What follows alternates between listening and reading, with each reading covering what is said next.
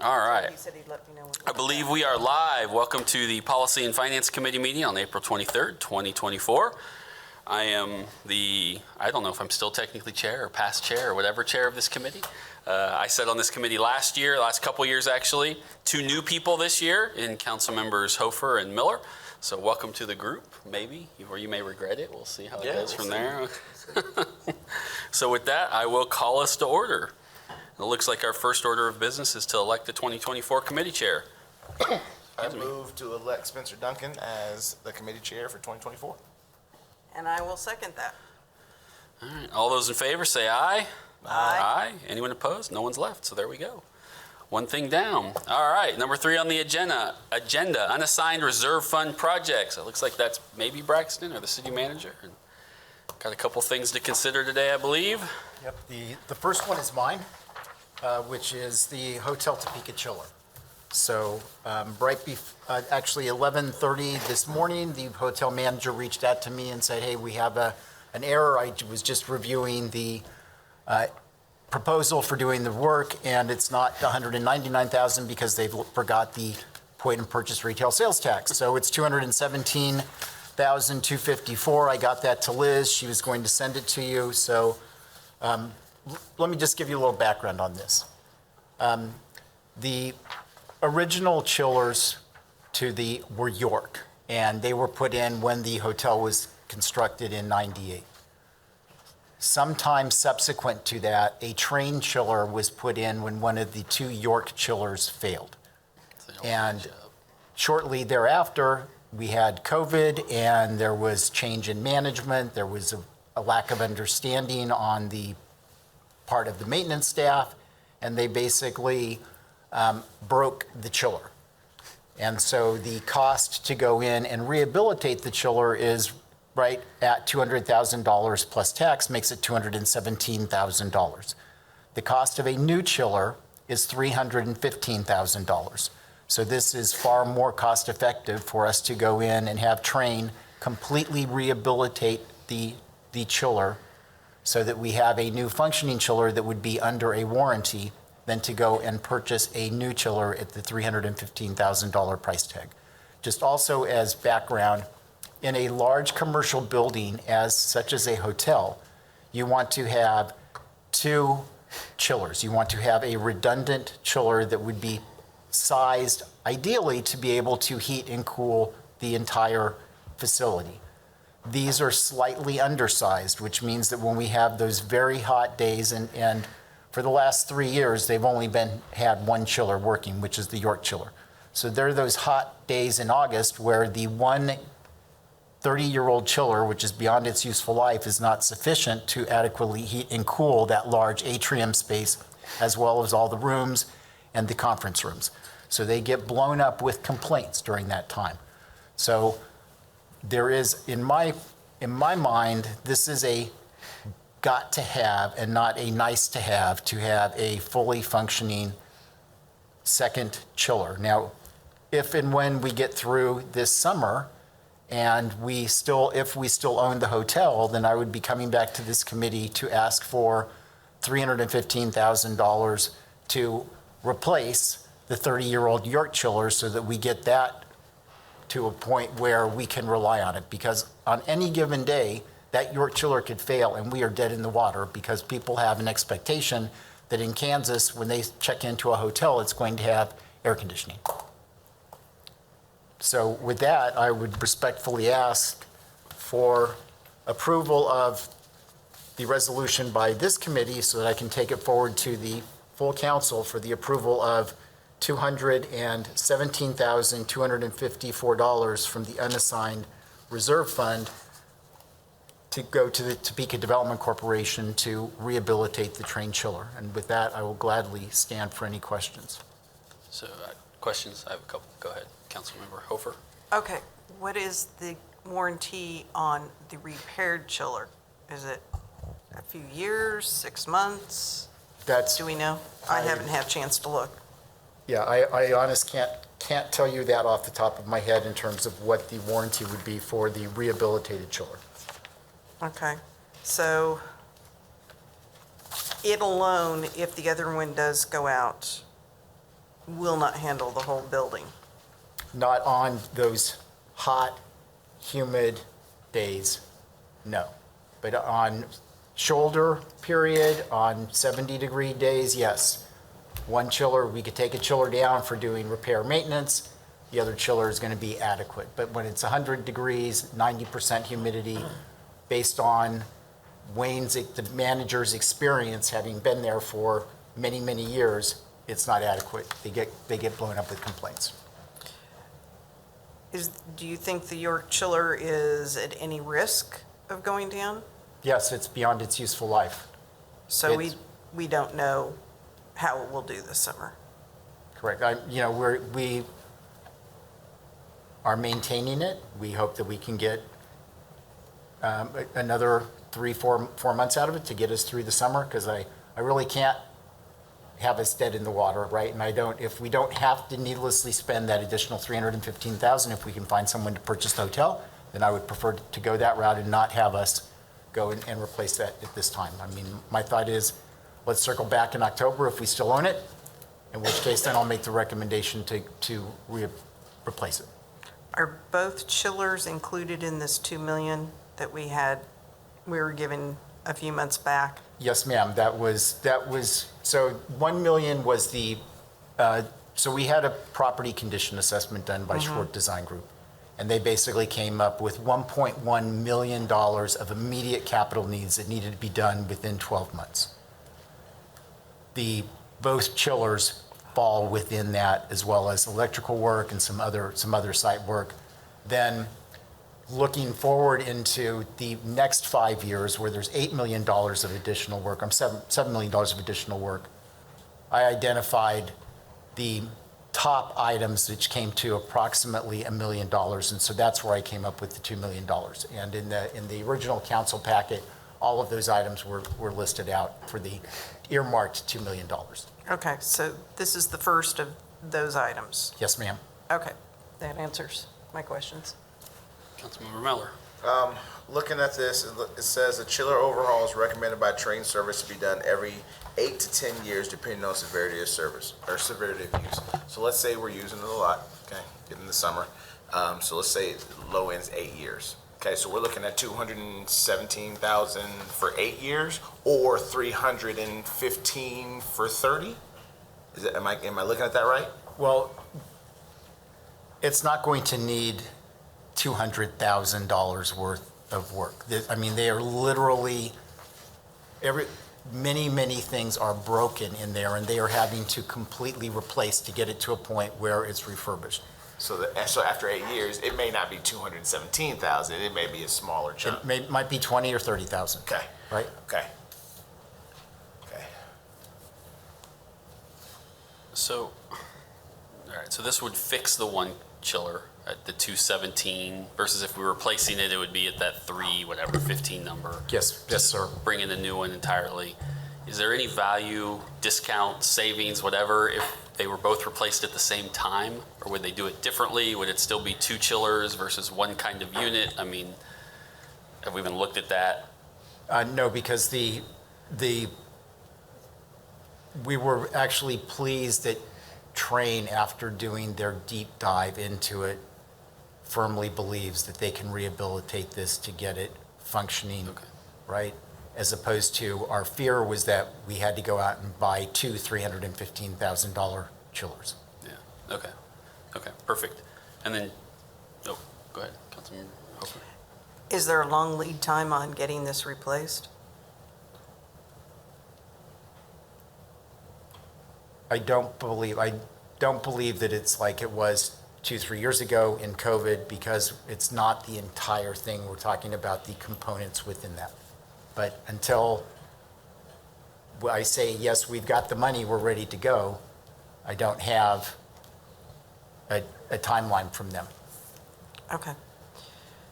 Just If for- we pass this, then I'm going to recommend that we get it to council as soon as we can.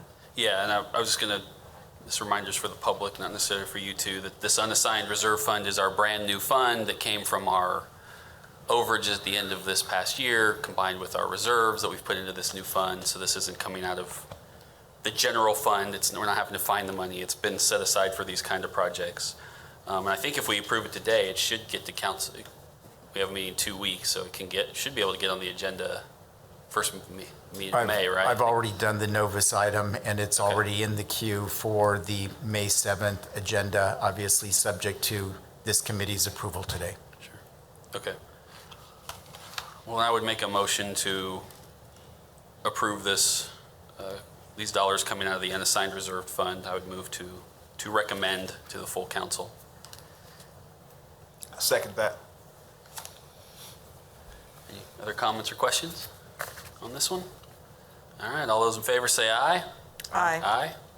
All right. Thank you very much. I will have the manager reach out to Train and try to get their best estimate of how long it would take to do this rehabilitation, assuming council passes it on May 7th. Hopefully before the other one craps out at least. Thanks, Braxton. Or before it Thank gets you. ungodly hot.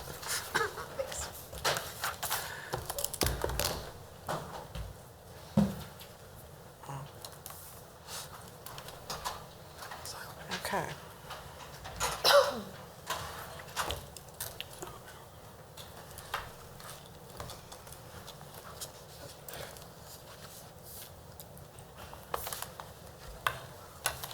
Oh, you're up. Is it you? Who is it? Who's next? It's me. It's Rhiannon. All right.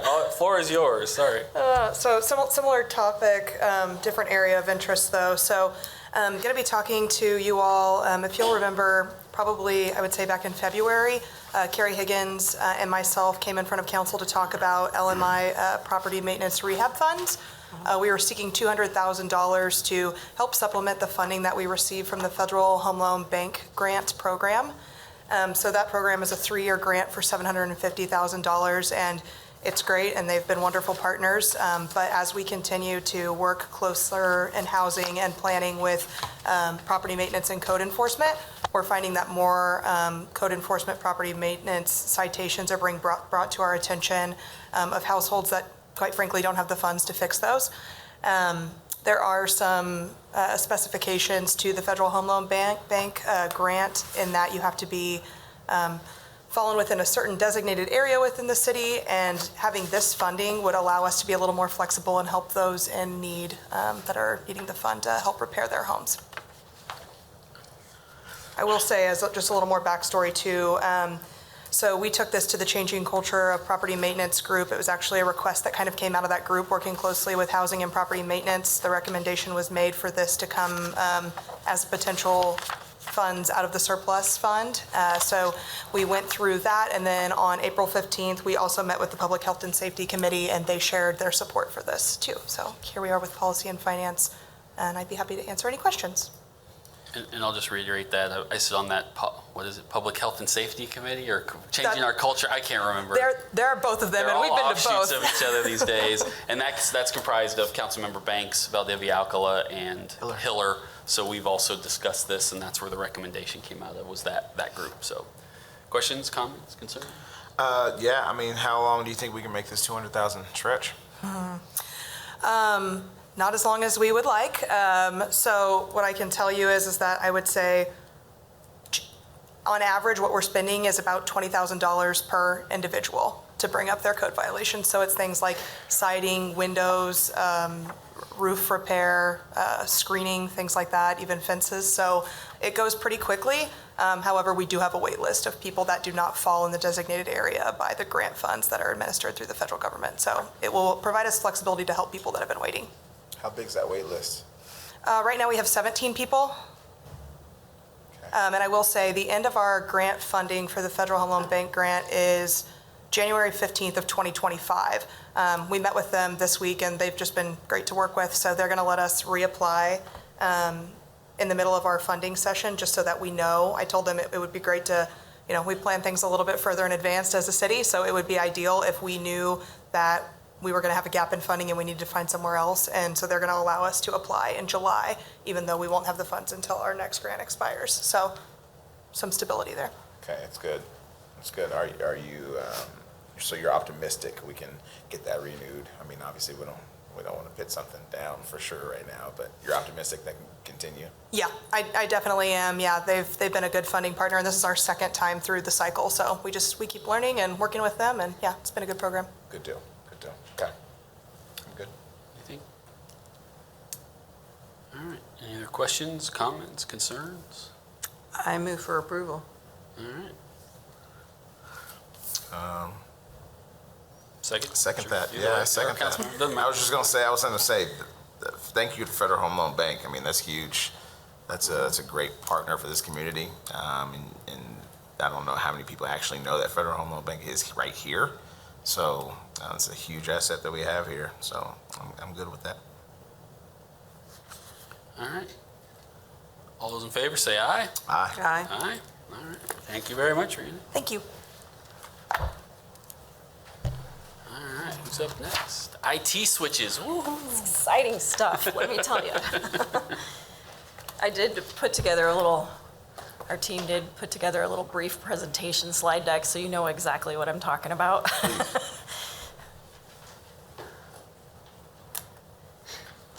Thank you. Thanks. Oops. So as you can remember, maybe recall, some of us older folks in the phone switches, in order to go make phone calls from one to the other, you used to have to actually take the plug out and put it into the other thing. Well, modern day switches are much more like with the stuff on the right, but we don't actually have people who are actually moving the cords now. So that's essentially the back end of what a switch looks like. And so we have closets in every building that have these switches in them.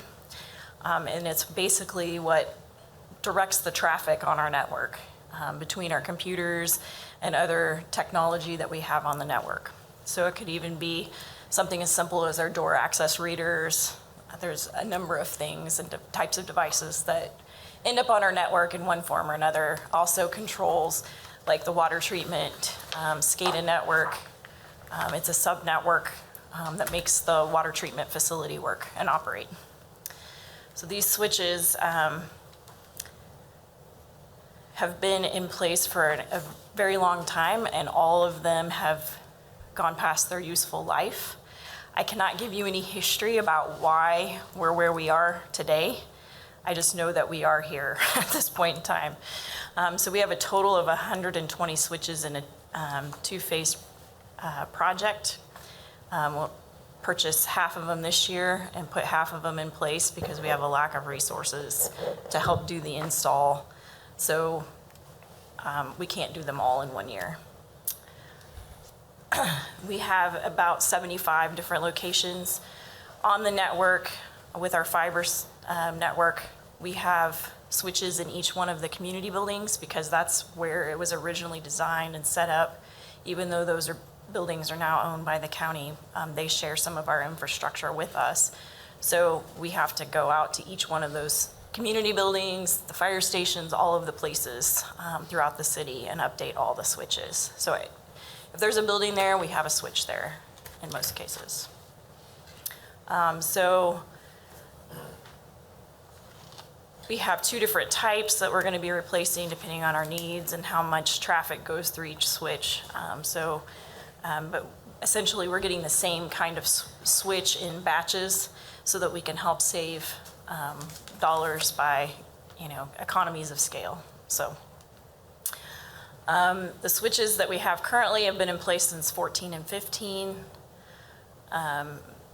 They've well exceeded their expected life by almost 200%. So we're starting to see some switches and difficulty with them. We just had one last week that we had to go out and work on. And that so far haven't had to replace it, but we're getting close. The impact then, if we didn't replace the switches, would mean no network access for anybody. No data in, no data out. It would be difficult. You couldn't communicate between computers, the servers, or any of the other equipment that's on the network. So it would be a huge impact to the city if we start losing these switches.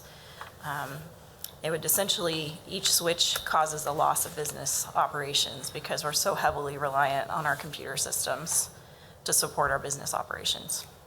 So pretty significant impact. So one thing I will mention is that we're trying to get these put on a rotation. Once we switch these out, our plan is to get them on through the CIP and get those scheduled on a more routine basis so we're not having to do all of the switches at once like we're doing right now. That to me seems like a more prudent way to go about this. And then to be able to budget and plan more accordingly. Unfortunately, the cost of technology products has gone up significantly, and in some cases, it's gone up as much as 50%. We're seeing services agreements and things go up 20 to 30%. So I would imagine that probably 2 years ago, this would have been probably at least 2/3 of the cost that it is today.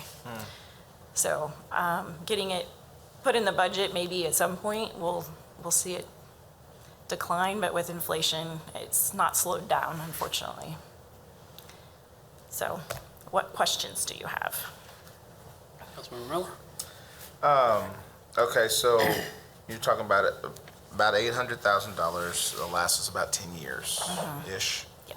But you say you're going to put it on a schedule to where we can break it down to smaller chunks. Yeah, so that means we would probably have to replace some of the switches more sooner so that we can get on that replacement plan. But the plan would be to hold those switches as backups for any failures that we have. So you would replace, a portion of those, like a third, and a third,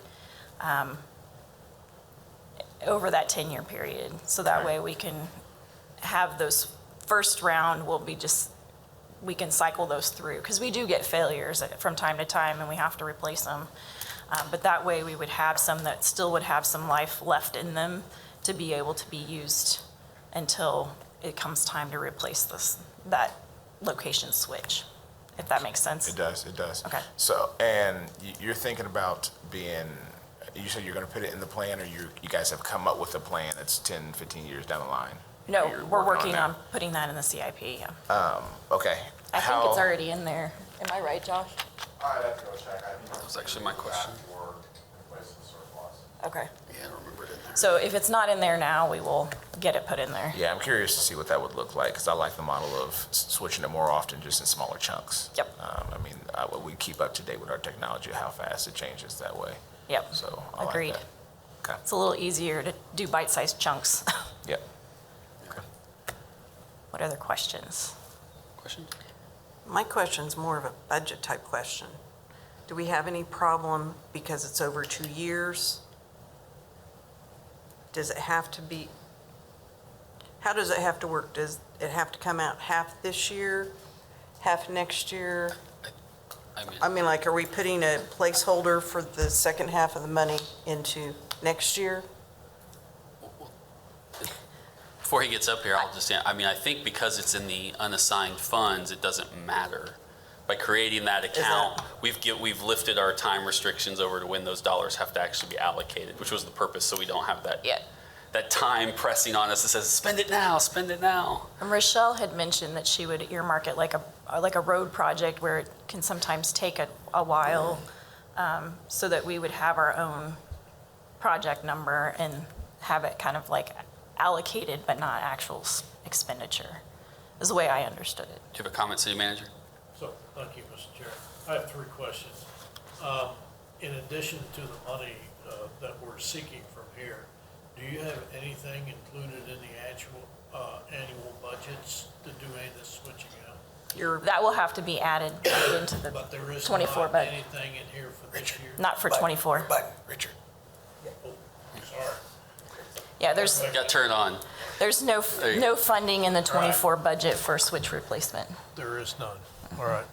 So, Okay, can I just follow up with a specific question real quick? But this, it wouldn't need to be if this is approved. The goal then would be the next 5 to 10 years. Correct. And putting that in the CIP for future CIP and budget discussions, right? Okay, Yes, just want to correct. clarify that's Yes. what we're. Okay. Yeah. and do we have the capacity to do this in-house, or is it a third-party vendor? So we will be doing the physical replacements ourselves. We may need some assistance for configuration, so it should include that cost. It should be comprehensive.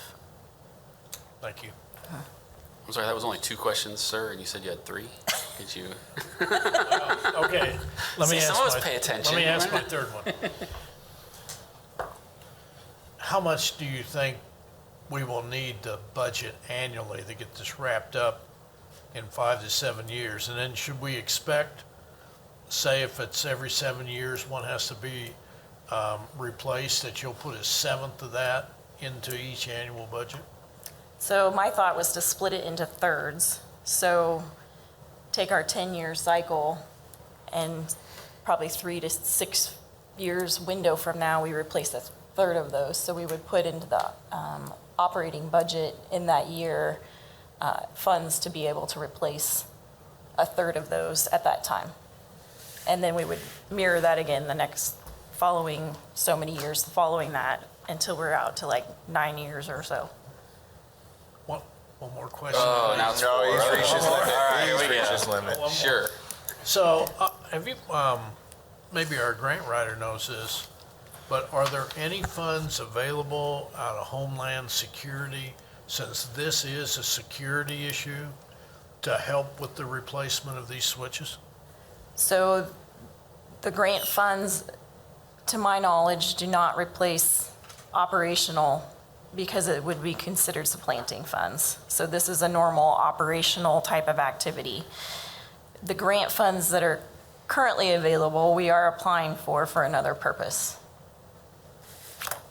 If that helps. Spencer. Yep.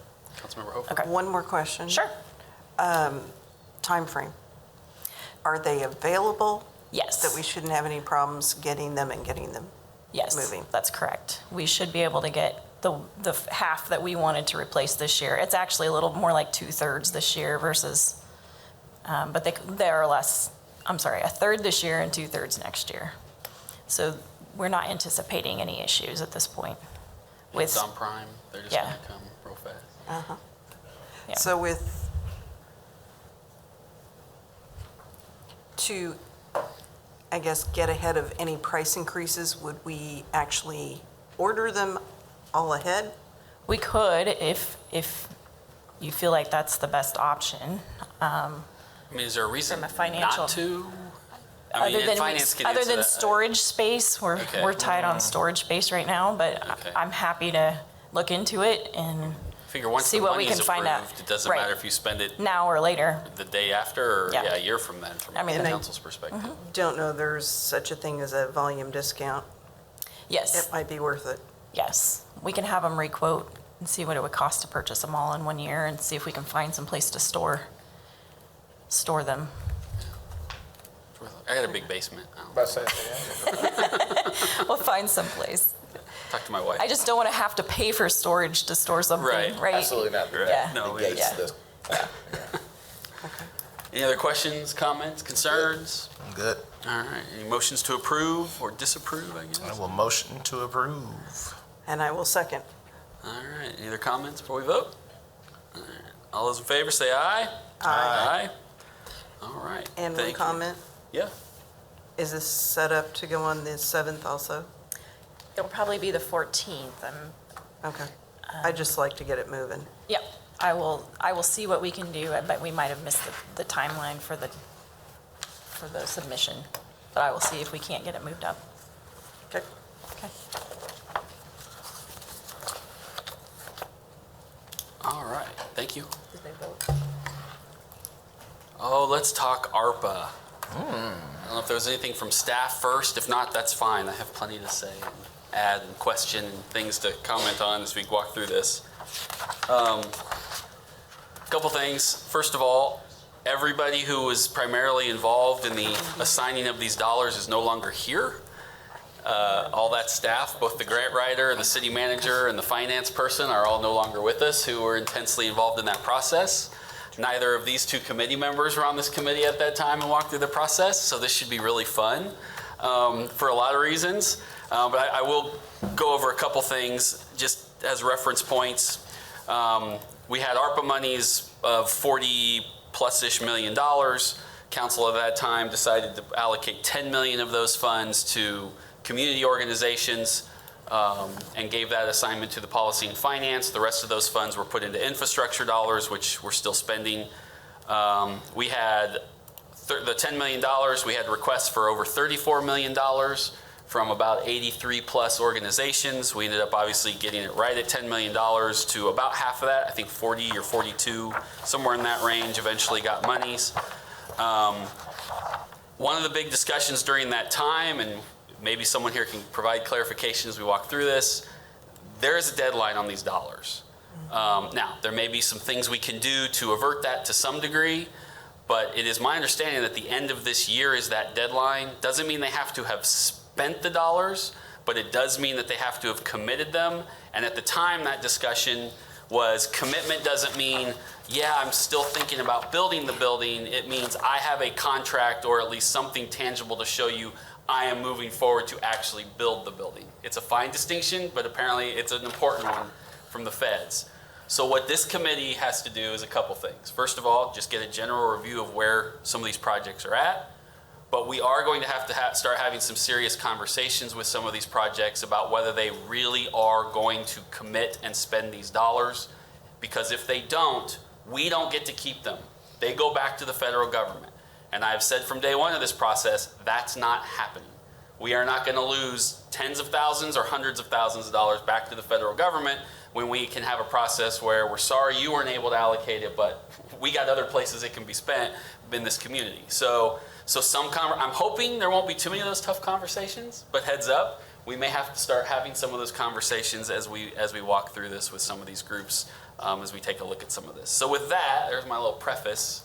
Somebody have something else to say? Because I have other questions and stuff, but I didn't know if someone was going to tell us anything about what's in front of us, or if it's not, it's fine. It's not, but I mean, if you don't, that's fine. No, I don't think we had anything. We're just here to answer any questions. Okay, so look, so I will just start asking questions, and if you cannot answer them today, that is fine. You can come back to us in a week or two. We can sit down and collectively do this.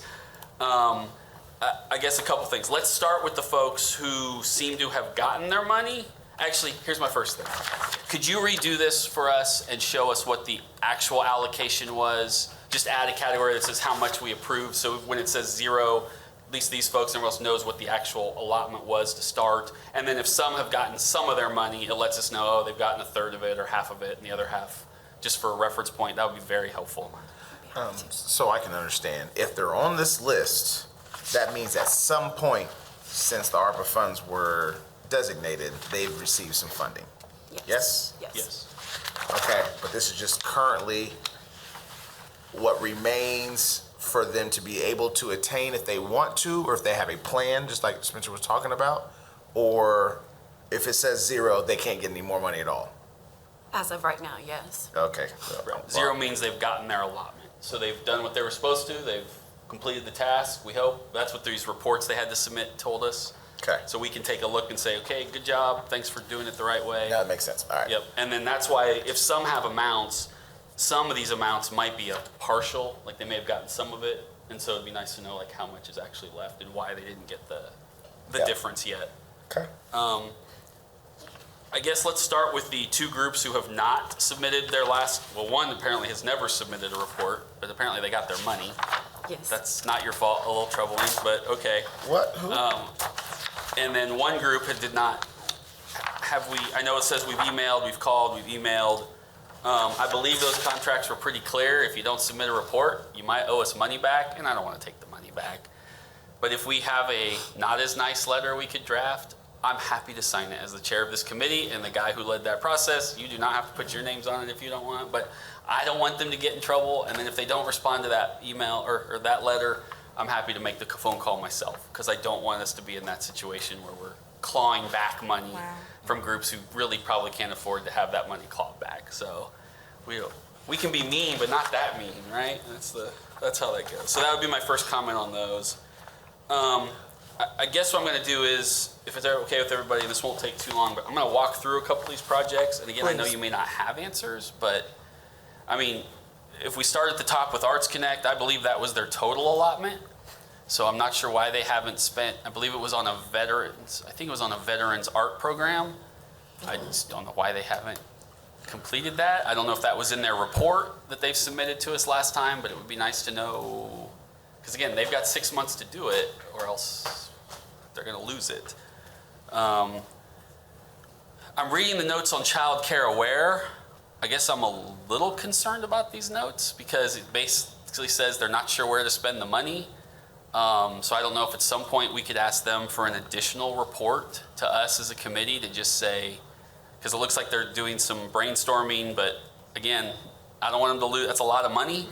and I would like to know if they've figured out where to spend it. And I don't know I'm on the Shawnee County Child Care Task Force. I feel like we could tell them lots of places it could be spent, and that they so I don't know what their issue is, but I've asked them to have, let us know by May 15th. Okay. At the middle of the month, what their plans were so that we can, move forward and let you know.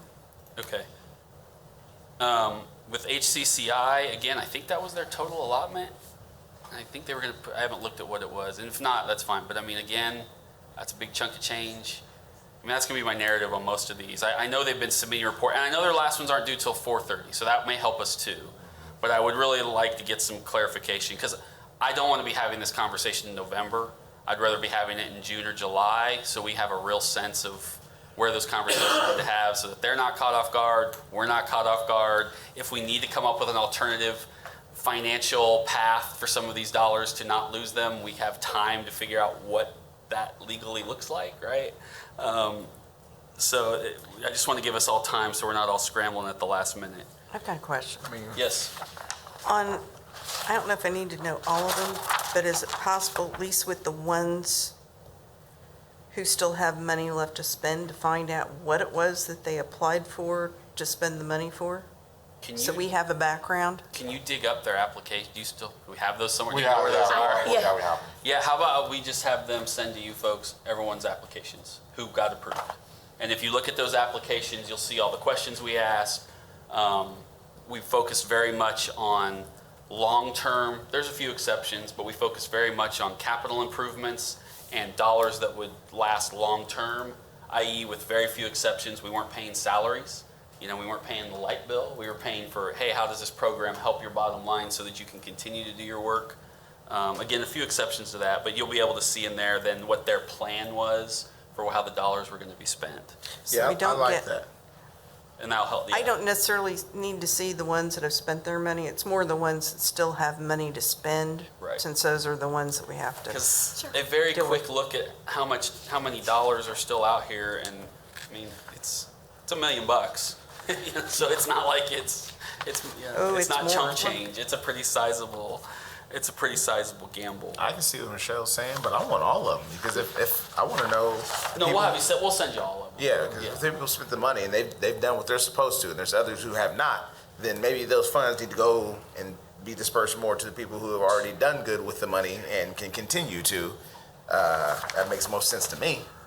So, I mean, this is kind of last minute. I know you were saying wait till the last minute. I mean, we're 8 months away. Well, it is, but we kind of knew this was the timeline. We figured Yeah. if they haven't figured it out by this time, by spring of this year, heading into summer, then we could have those conversations. And the contracts they have are very clear about some of this. Okay. So they know what those timeline, which is why this last report wasn't due till April 30th. April 30th is April. So that way we can in April take a look at those and say, what is happening? I'm glad you're submitting a report that says we're still working on it, but we're beyond we're still working on it phase of the program. Right. We're on it needs to happen. This is closer to $1.5 million. Yeah, okay, so It's a lot. So I just had a question on a couple more. And again, you may not have any. I get the Poppins Landing Senior Center note, and I'm sympathetic. God bless KDOT. They don't do anything. I mean, it would be nice to know, and if at some point we as a city need to have a conversation to help them get some side of evaluation from KDOT about, are you going to make that determination by June, or is it a 2025 determination? Because otherwise, they need to spend our money to buy a van, and they can spend your money to build a garage, if that's possible. So I don't know. So we might want to see if we can assist them in doing some kind of follow-up with KDOT just to help the cause. Other group. Again, same with YW. I get that they're awaiting approval, but it'd be nice to know when that approval is coming.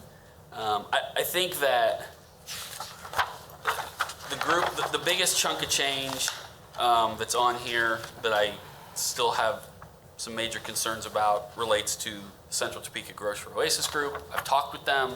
I said this when they stood up here 2 years ago, and I said, you got to build something, or else we're going to have to take some of this money back. I don't want to screw up their project, but that one I'm getting a little nervous about, and I will follow up with Marjay Hearns and their group about where they're at a little bit.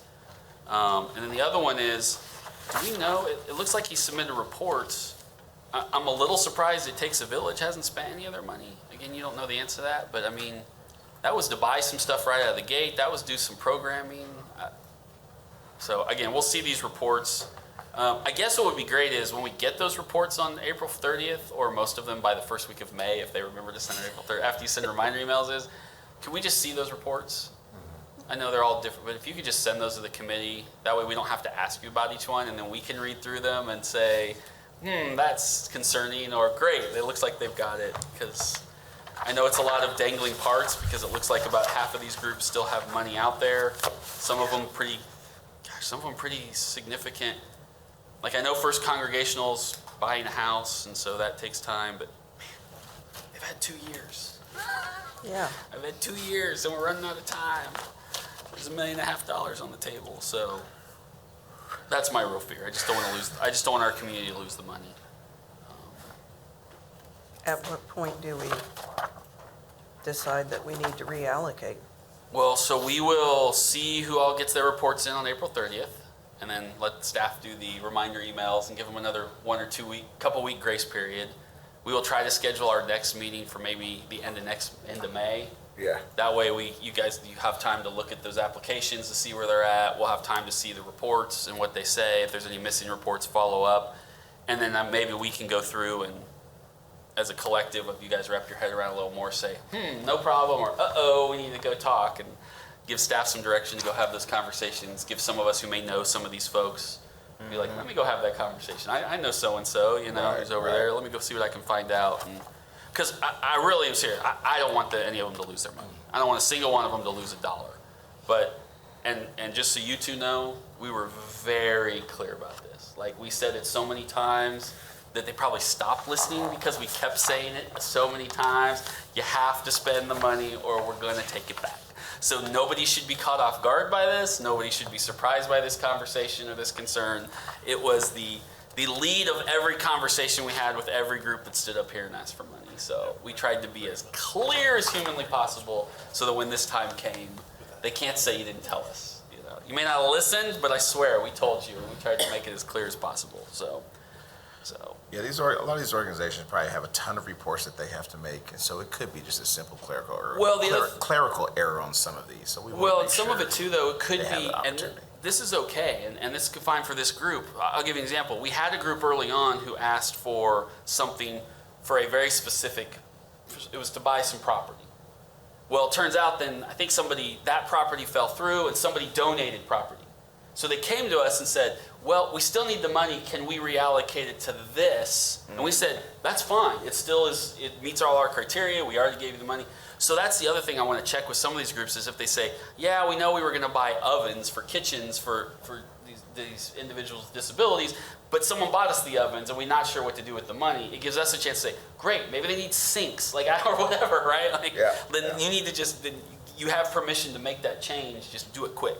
So there could be a few in that situation who their needs changed over the last 1.5 years, and that's okay. And maybe they just don't understand that they can move forward with that. So, Well, I just don't want to get in the position where we go to them, find out that they're not going to use the money too late to be able to get it spent to another group. Well, the good news is, I believe at the end of the day, and Jack staff can look into this before the May meeting, but I do believe there will be a way where we can recoup the money, make some allocations of our own in a way that meets the federal guidelines, so that if we don't do that until the end of the year, we'll be safe with the dollars. It's really just a matter of make sure we're capturing all those from these groups and they understand what's happening. So I think there are some legal accounting tricks we can use. Let me be clear about that. Legal accounting tricks, but that the feds will be okay with. So it has been, between you had Spark money and ARPA money and this money. You had 5 different funds and they all had different names and they all had different criteria and they all had different things they could be used for. And that has complicated this process 100%, because then you have to go back and remember, wait, can I spend those there? Can I spend those there? How do I do this? That was fun too through this process, and continues to be as people are now spending Spark money and ARPA money and so many years out. So yes, it is as confusing as it sounds. Absolutely. Okay. Any other comments, questions, concerns? So if that plan sounds all right, we'll get you guys all the information, get those reports, try to plan to talk about this at the end of May and have some real tough conversations, or Yeah. maybe easy ones. It could be easy. Here's hoping. And I'm happy to call some of them. I have some relationships that Yeah. I've built through there. So hopefully I can call and get some further information for you guys before the next meeting so that we do have a very clear vision of what's going to happen and move forward with that. And I know it's in the contracts. I know they have to submit these reports. I mean, we may be at the point where we need to send them all who still have an outstanding balance that polite reminder. Hey, as a reminder, as your contract states, as you were reminded during the process, this money has got to be not just allocated in terms of on paper, but actual forward momentum, or it has to be federal government, blame the feds, because it is their fault. Like, we are gonna have to, just so if they do have maybe volunteers or who haven't been engaged, it gives them a chance to go back to those folks and say, folks, oh my gosh, remember, we're in trouble. We better figure this out right now. So you may want to think about that if we think we need to do that. And again, if you want to sign it, great. If you want me to put my name on it, I'm happy to be that guy too. So they all got to know me for better or worse through that process for many, many months, almost a year. So they won't be surprised if they get the half mean, half nice letter from Councilmember Duncan. So. Okay. Anything else to add to the ARPA discussion? How soon do you think you'll be able to get us the little book of applications, reports, or whatever? I can send that to you. I'll have it to you by Friday. Appreciate Big it. old file. Okay. Yeah. It's a Thank you. big file, and then I'll have an updated report hopefully to you by the 15th, so that at the next meeting, then you'll have time to look at it and look over it and be able to be updated on what's going on. Perfect. Thank you. Well, thank you for doing, like I said, since all the institutional memory of 2 short years ago is already gone, thank you for trying to re-educate yourself and relearn what the heck we all have to do to get this thing done, because it wasn't easy then, which means it won't be any easier 2 years later going back and trying to figure it out. So thank you very much. All right, with that, there's nothing to have to do there. Update on the trade board residency requirement. I'm guessing this is Richard, maybe? I don't know what else he'd be here for. It's not just to watch the show. Afternoon, Council. Hello?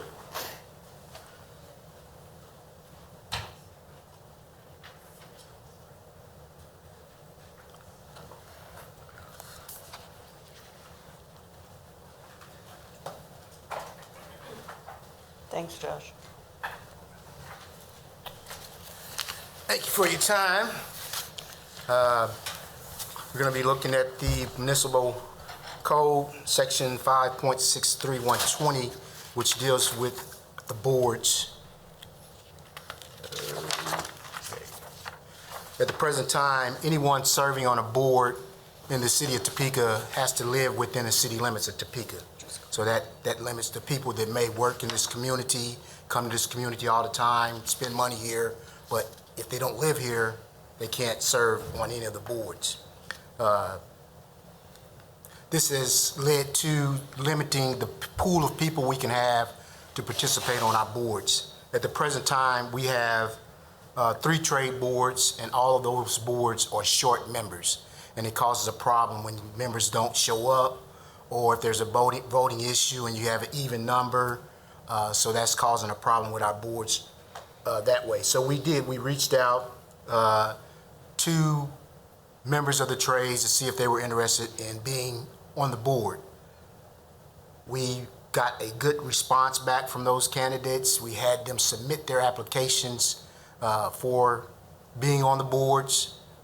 They were denied because they were not residents of the city, even though they worked in the city, and some of them even owned businesses within the city limits. So we took this issue and we took it to our boards, the existing boards, mentioned it to them. We sent out emails to all the plumbing, mechanical, and electrical contractors and made them aware that we were looking at trying to do this. All the feedback we got from that was very positive. We also sat down with the Building Board Fire of Appeals to discuss this issue with them. They were very supportive of it. They were also faced with this situation at one time when they were trying to get board members. They needed an engineer on the board. Most of the engineers that applied lived in the county, but had businesses within the city limits. So they worked to get that modified, that requirement modified. As noted, we took this to all our trade boards.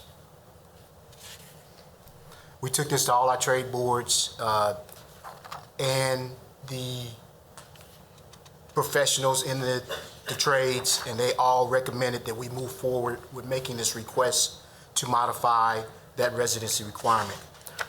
Staff supports that. Our request is to modify it to make sure that anyone that serves on a board either owns a business within the city limits or works within the city limits. So that's the modification that we're asking for, and that's the exact modification that the Board of Building Fire Appeals had received. That's my presentation. I will stand for any questions. Councilmember Hofer. Okay, I am going to wholeheartedly support this because most people don't realize I'm a licensed structural engineer. And there is less than a handful of those in Topeka that would qualify to be on the boards. And that became a problem at one point, and the former chair had moved to Silver Lake. Yes. And perfectly qualified, he owned a business in the city, and we're getting into more problems with professional tradespeople and people like engineers and other professions. So I have no problem with this. It should have been done a few years ago, and I'm sorry it's gotten to this point. So I'll let you ask questions, but I'm going to move this one. No, I was trying to remember, when did we change that Board of Fire Appeals? It was last year? It's been 2 years ago. 2 years ago? Okay, because Just 2 you years weren't on the council then. No, We but did, I 'cause- knew the well, people no. involved. Yeah, I was going to say, I remember that conversation at the time. We ended up on this policy, which apparently is working for the Fire Appeals Board.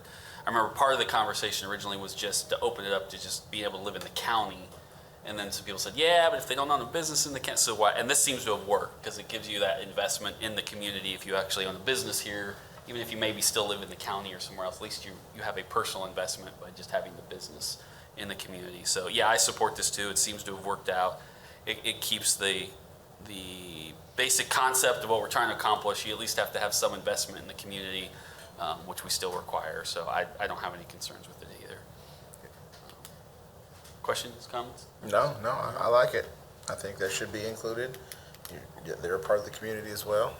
We receive a lot of the same services, so there's no reason we shouldn't be able to include those people to be able to be on the board. I'm with it. How many members do those boards have? When you say you're down 2, which I know is a lot, how many are they? 5. 5, okay. Okay. City Manager. Thank you, Mr. Chair. I might just point out anecdotally that this is not, the model you're considering is not an unusual model out there. Other communities who have the same issue, probably even in fact more severe than what Topeka has, follows this model. Years ago, I was a little concerned about it, but it really, the trades are a whole different issue. And whether the trade lives out here in the county or they live out in the city, they all have the same goal, to try and make sure that what the trade is regulated correctly and fairly, so. Okay, so I'll move for approval. Second. All those in favor say aye. Aye. Aye. All right.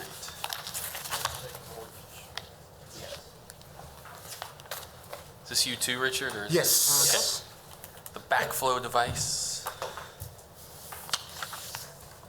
I was contacted by Lizzie to come and share with you our current backflow device requirements. And it seems to be, the issue seems to be the placing of the backflow device in a pit.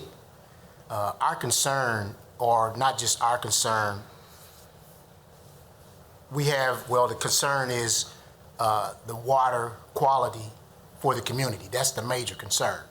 And what a backflow device does, it stops contaminated water or other contaminants getting into our water system.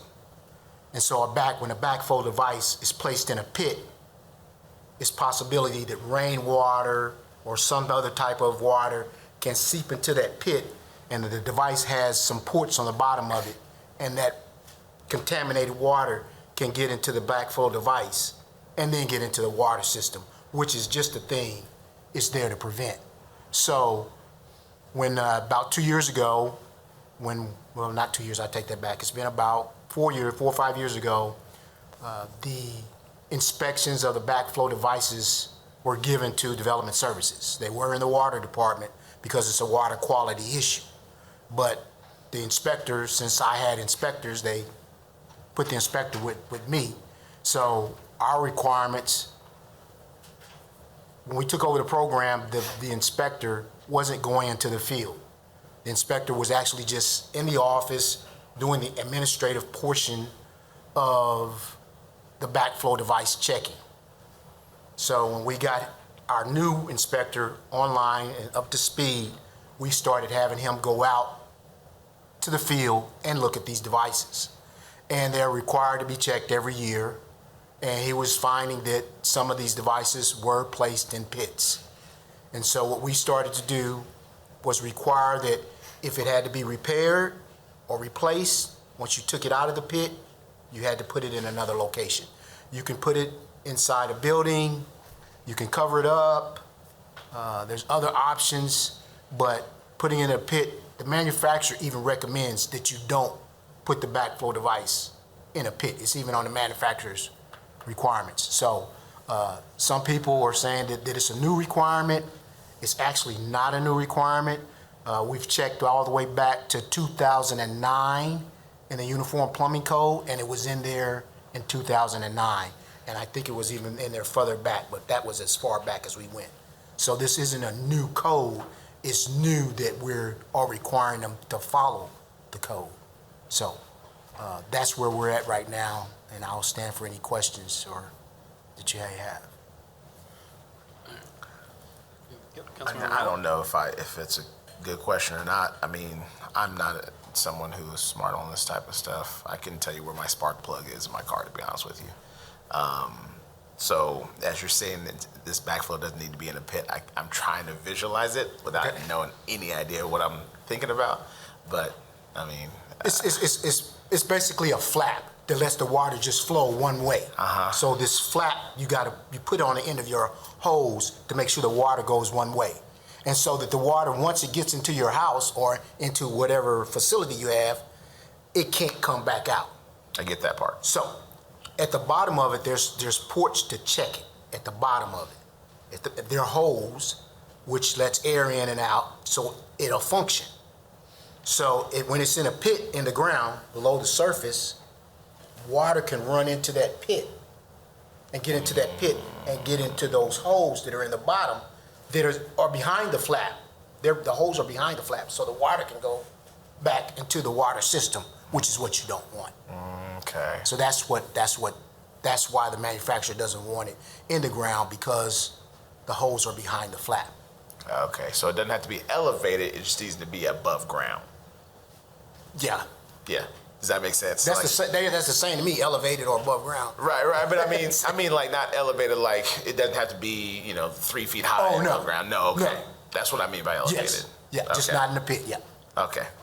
Then I understand. Okay. Thank you. I learned something new. I know there's somebody watching this that didn't know. So a couple questions. Yes. Is there action we need to take, or is this just a policy review? There's nothing need to be, I'm just making sure we don't need to. No. Couple of, are these both in residential and commercial? Or mostly Yes. one or the other? Okay, so they're for both systems. Yes. I assume the concern is we're enforcing this and people are now complaining either because of cost of having to replace it with, or because of, I'm guessing, aesthetics may be different if you have to move it and you have to build something that's not underground, now above ground. I mean, I don't know. Obviously there's people who aren't happy with this new code despite it being in place since 2009, and we just reviewed all these codes and this wasn't. So you don't have to say who. I'm not asking who named the names, but I'm just saying obviously there's some new concerns with why we're enforcing this. Do we know what those are related to? Yes, I received an email the other day, and I guess people are complaining that they're being stolen or vandalized. Okay. And then they gotta replace them, because if Gotcha. they're not, they're visible. Okay. It's And, because they're metal. and so- sometimes they're shiny, and people think they're worth a lot of money. So, Right. but so those is the concerns that I just was made aware of those. Okay. Okay, that helps a little to understand what the concern is. Did you have any questions? Oh, I have, yeah. Councilmember Hofer. I do not know how many people actually have sprinkler systems, but I do. The part can be sold for about $60. So to somebody who needs quick $60, they will fence it. Number two is problem with freezing. A backflow preventer above ground is susceptible to freezing, damage, etc. So those systems have to be shut down earlier in the year, and they have to be started up later in the year. I know a lot about this because recently I had a broken water line right below my water meter that flooded my water meter, the whole area that it, from the pipe up to the ground, it was flowing out. Also got in my sprinkler control system. It was flooded, and as we speak, my sprinkler system hopefully is now finally fixed, and my yard will be torn up for the last time in the last 6 weeks. But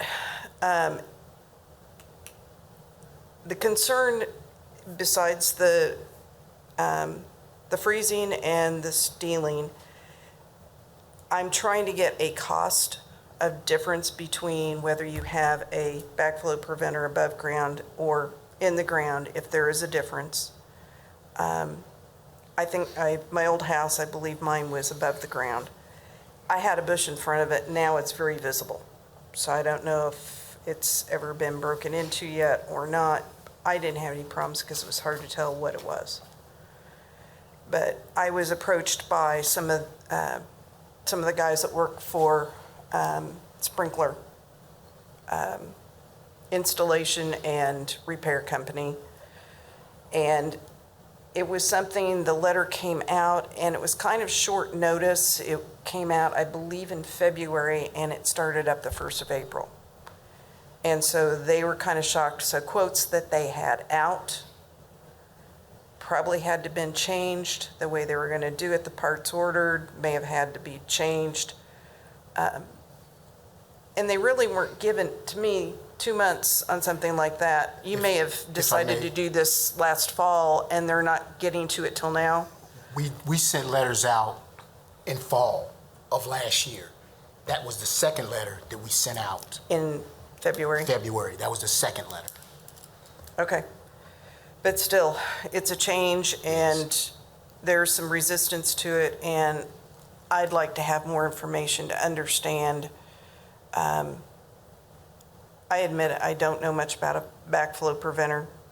I let my sprinkler guys take care of it and do the test and submit it. And actually, I got a letter. I was supposed to have my backflow prevention test in by, I believe it was the 6th of April.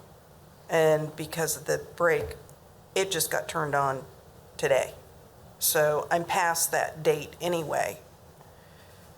God knows where the letter is. But they'll take care of that. Richard, if you don't mind, I might jump in really quickly. So this week, Richard and Rob and his team have been great at getting me information, and I think right here we were probably just trying to understand. Liz had shared that there'd been some outreach maybe to different council members, so understanding how much information to give you. But after some conversations this week with Braxton and Rob Scott, I too, Councilman Miller, learned about something new, and I can give you so much information about this that your mind will be blown, and costs, quotes, what it would cost to have a vault that would allow it to be underground, what it looks like to install it in your basement, above ground, on the side of your home. We have tons of information that I can share with you. I'd be happy to send that out. Oh, I want to learn. Yeah, it's fun. Yeah, Something new every day. And it must be nice, Michelle. You got sprinkler people. I didn't even know that was a thing. But My neighbor has one. Her grass is always really nice while the rest of ours is dying in the Blessed heat be of July. It's all I right. tell you what. I guess I have two suggestions, recommendations. These may be terrible ideas. You don't have to answer now or say good idea or bad idea, but something to consider. I know this has been in place, obviously, with the plumbing code since 2009, and I'm not suggesting we go back that far, or maybe we go back farther. I mean, if we think there's any look back provision we want to create that says any system originally installed in, pick a date that meets, we're not going to apply this to. It could be 2000, 1990. I have no idea. I don't know how old a sprinkler system stays installed. That way if it's within the last 5 or 10 years, truthfully, if it's in the last since 2009, they should have built it that way. And, they should, so I don't know, something to consider if there's a magic date that would make everybody happy to sort of alleviate that, something to think about. The second piece is, and this sounds silly, but it's not. If theft is an issue, we have a scrap metal code. And the state of Kansas has continued to allow us to regulate that despite a few efforts to change that. And one of the actual things that's in there is carburetors, right? We did a carve out specifically for carburetors. Catalytic converters, right? So I don't want to start bogging down that code with specifics, but I think the state would allow us, if we think this is going to become a ongoing problem of something that has either little to no or $60 value, we could include maybe in that scrap metal code and say that if they go try to sell it, just like the catalytic converter, it has, where you have to prove where you got it from, right? And that may be one more deterrent that again stops people realizing, doesn't do anything to steal because I got nowhere to sell it, right? So those may be two things that as we're going to hold to this and make sure moving forward may at least give some protections to those people who have these concerns, and they're pretty minor changes maybe we can make. So just ideas as I've sat here and listened to something I also know absolutely nothing about. So. Yeah, I don't want to speak to the date. I'll need your confirmation, but Yeah. I know we've been very, very lenient. I think as even as like April of 2023, is that right? Yeah. Of grandfathering in what was already been. Which is great, and Yeah. that's appreciated. Two things. First one, I'm glad Sylvia's here because the water quality is actually a water department thing. And we're just checking the device. Sure. So we're making sure the device is squared away. Sure.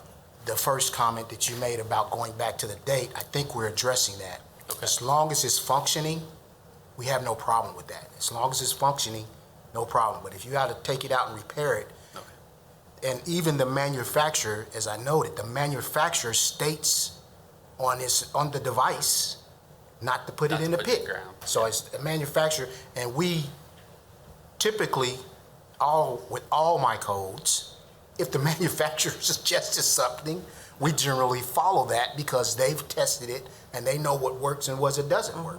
So we generally follow that. So, however, if you No, want us not to follow the manufacturer's recommendations, that's something that we can do. We don't have to, but just FYI for you. No, that's why I say I throw things out to at least think about. Yeah. Try to help the cause as much as we can. Make your job easier so you don't have to get yelled at. You can be like, hey, we've got that in place. You're covered. Go yell at those council people. They're the ones who made those decisions. So yeah, I was just here to answer any questions that you guys had. So. And I really, out of the 10 of us, I would guess that I'm one of the minority that has a sprinkler system. Yeah. So I'm the only one that's really run into it. You can put it right by the house, cover it up. It might not be a big deal to them, but I want to give the people the benefit of the doubt that we've looked into it and we understand their concerns, and we're not just doing this to do it. We have good reasoning. Yeah. Councilmember Miller? I see Sylvia went on camera. I don't know if she has something she's trying to add to it. I want to make sure to give her time. You have this wonderful glow behind you, so. It's the sun. Thank you, Councilman Miller. I just wanted to add a quick plug of support for this. I do know that it's change and it's painful when you have to replace any component of your plumbing system.